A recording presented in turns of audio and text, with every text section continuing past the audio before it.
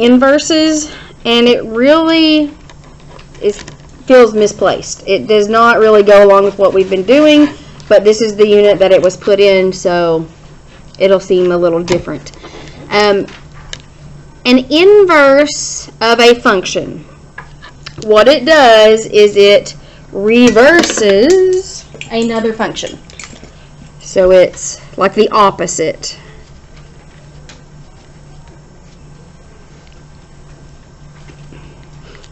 And when we talk about the inverse, we use a -1 as an exponent. So that means the inverse of y. So let's say that I have one function that I'm going to call f of x. And let's say that it's a line and the point 2, 4 is on that line. If you were to find the inverse, so you found f inverse, and you looked at all of the points, it would have the point 4, 2. So all of the points are reversed. So the x's and y's switch in an inverse. And basically they just kind of undo each other. We talk about multiplication and division undoing each other. That's kind of what inverses do. So to find the inverse, I'm going to give you an equation. And first, you're going to rewrite it, but you're going to switch the x and the y. So I'm going to rewrite this, but I'm going to write it as x equals -3y plus 5. And then we're going to move some things around. We're going to solve this for y. We're going to try to get this y by itself. So what should I do first?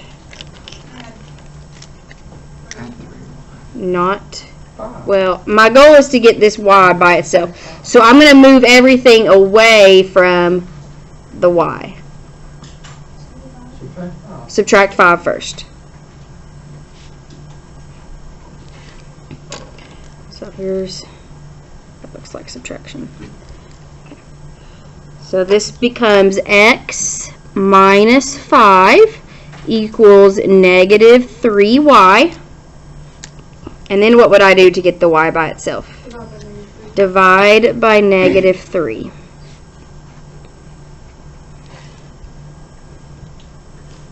Now, one thing that we don't generally like to do in math is leave a negative number in the denominator. It's just, I don't know why, that's just what they say. So, technically this is not wrong. X minus 5 over -3. But I want you to fix it to make it look better so that there is no negative in the bottom. To do that, all you have to do is just change all of the signs. So this becomes a -x, a plus 5, and that would become a positive 3. So my answer is -x plus 5 over 3 equals y, and then I'm going to put the -1 exponent to show that that is the inverse.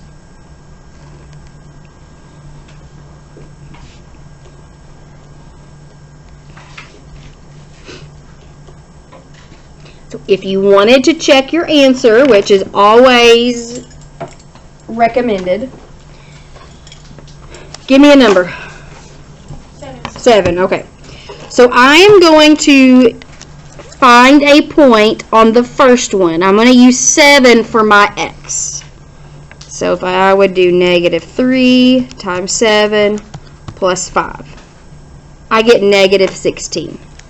So the point 7, -16 is on this line. What point should happen on my inverse? I should have the point -16, 7 on my inverse. So now this one, I'm going to plug in a negative 16 for x and see if it gives me a 7. So we would do negative 16 plus 5 over 3, and I do get 7. So that tells me that I did it correct. So we can use any number for that? Yeah. So let's go to number 2. Switch the x and the y.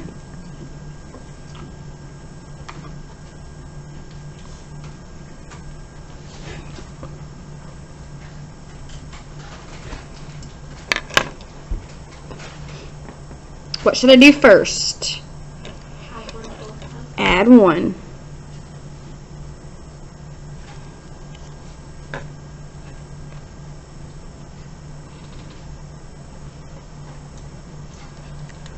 Get x plus 1 equals negative y squared.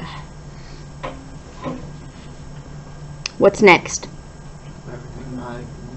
Divide by negative 1, and that's going to cancel that out.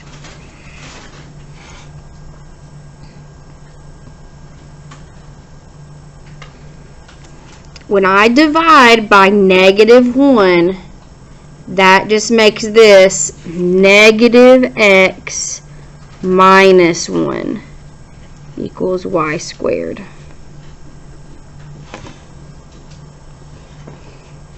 Is my y by itself? No. Nope. What do I have to do? Square root it. Yep. So take the square root.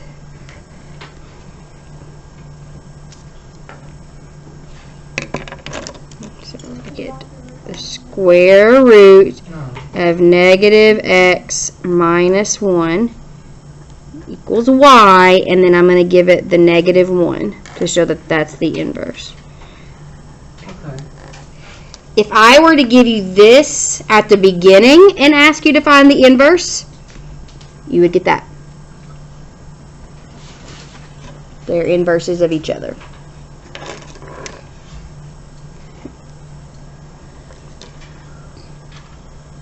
So that's the final answer? Yep, this is the inverse. Now I could check it again. I could use 7 again if I wanted. Negative 1, oops, minus 7 squared, and I get negative 50. So if I plug in negative 50 here, I should get 7. Square root negative 50 minus 1 is 7.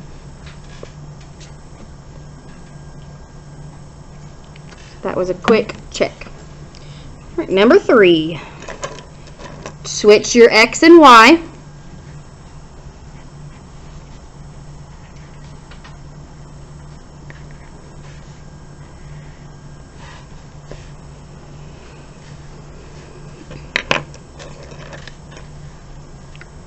What's first? Add 3.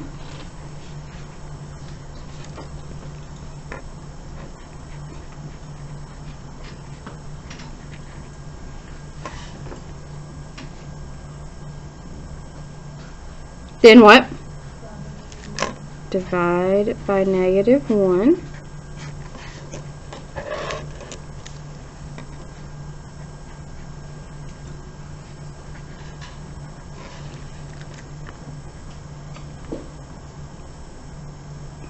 And then that gives us negative x minus 3 equals y to the 5th. How do I get rid of the 5th power?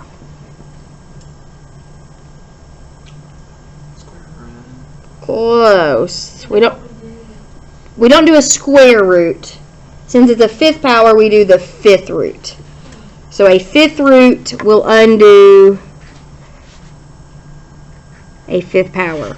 A square root undoes a power of 2. A cube root undoes a power of 3.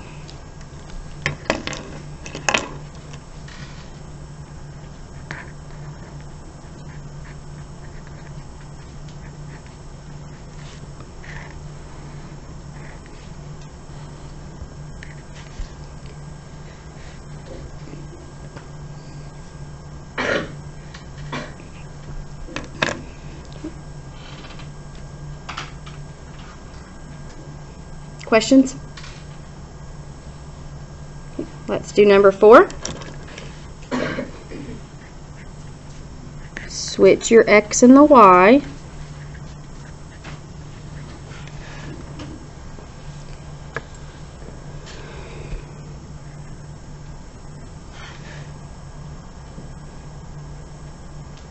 What should I do first?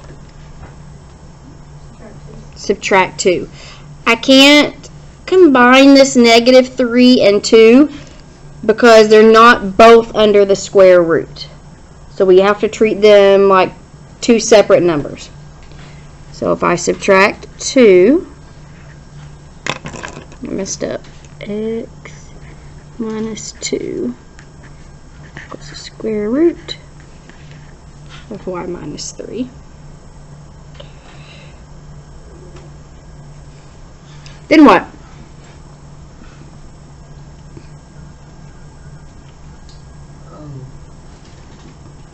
Square? Yep.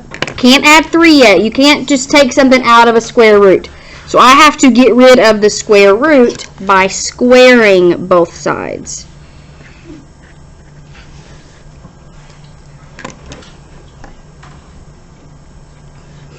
And that gives me x minus 2 squared equals y minus 3.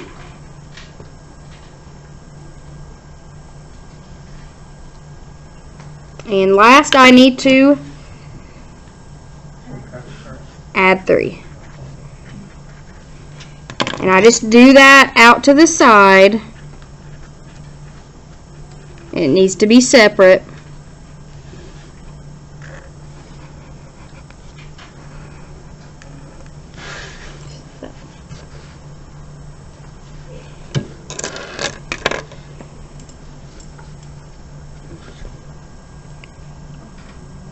Okay.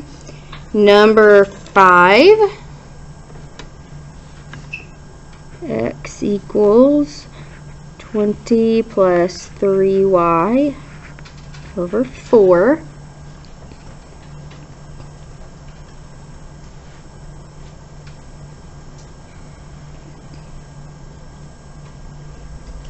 What should I do first?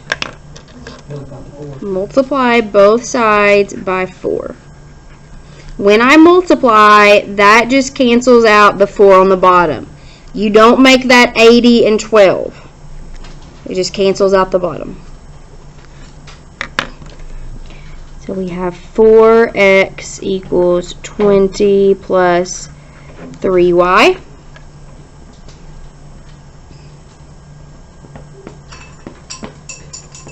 Then what? Yep.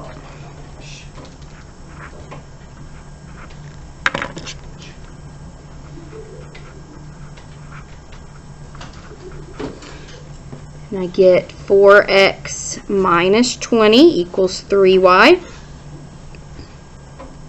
Then what?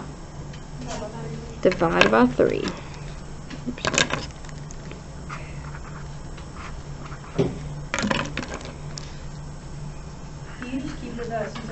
Right.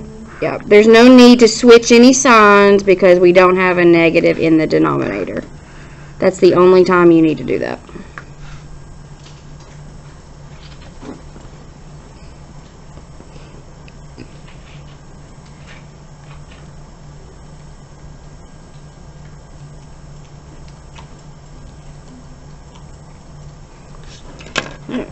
And last one we're going to do together. X equals the 5th root of y minus 3.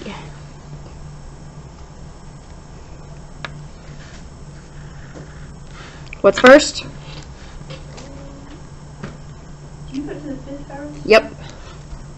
Yep. Do both sides to the 5th power.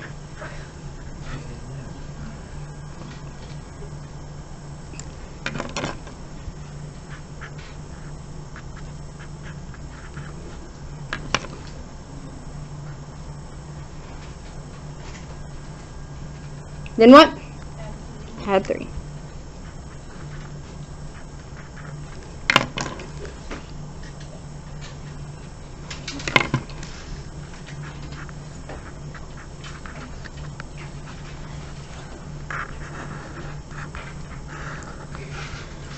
Any questions?